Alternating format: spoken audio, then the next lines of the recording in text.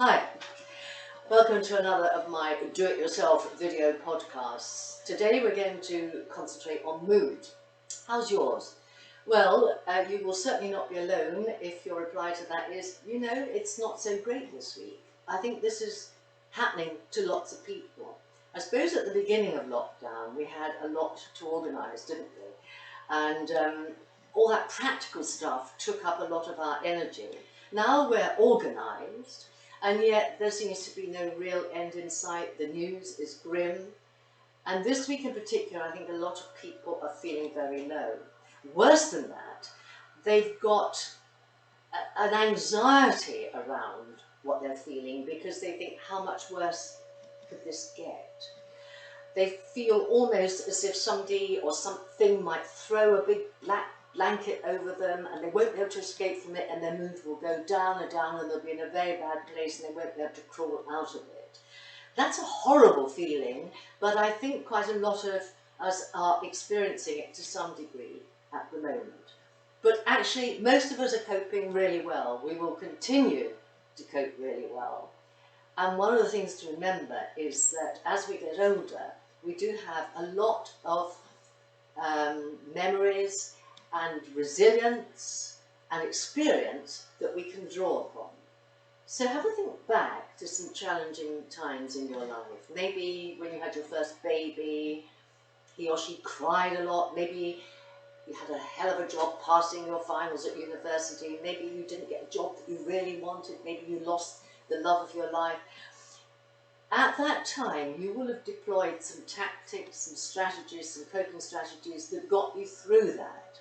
Those skills are still there, and you can probably transfer them across to this current situation. Why don't you have a think about that? Think, what got you through that? Was there a particular friend that you loved to talk to?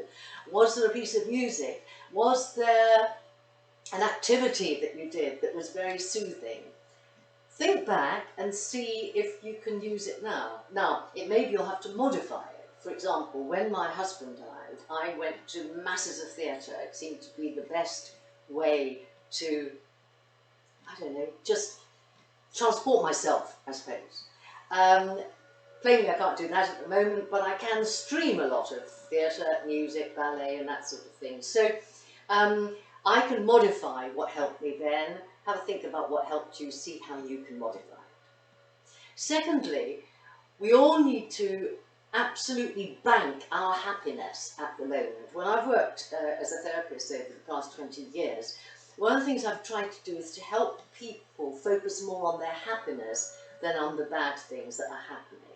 And we can all do that. It's it's a sort of like training the brain, really. And one of the ways to do it is to notice, prepare for, and record happy moments. And when I say record, write them down. Don't tap them into a device. Don't think you'll remember them. Actually physically write them, because there's something about physically writing and the brain that has a really good connection.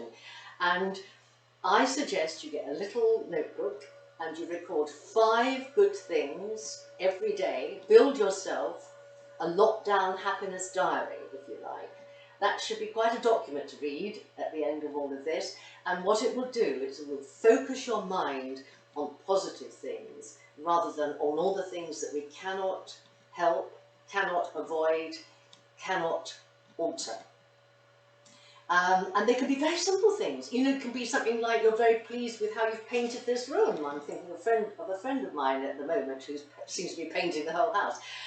It could be that a flower has come up in your window box that you're delighted with. It can be that you've mastered Skype so that you're regularly in contact with your grandchildren. Think of those things that are giving you joy and make sure that you record at least 5 of them every day. Can I just make a little quick mention of alcohol? I don't want to be a killjoy, but there is no doubt that alcohol does not medicate you out of unhappiness. One drink might seem as if it cheers you up.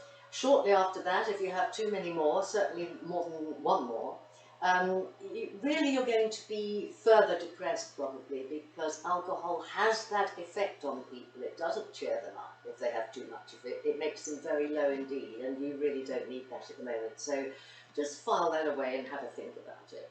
Finally, we don't know when we'll return to normal, and we're not even sure that normal will be normal, like it was prior to 2020. But in any ordinary year, probably in the depths of winter, we do something like we go onto a website and we plan a holiday for the summer, and just the very act of planning cheers us up. And I think a little bit of planning for when we emerge from this would be a good thing. And lots of us are thinking about changing our lives in different ways, so perhaps a bit of planning about what you might want to do will also be good at elevating your mood. So I'll be back soon. I'm going to talk about anxiety next, but in the meantime, keep well, keep safe. See you shortly.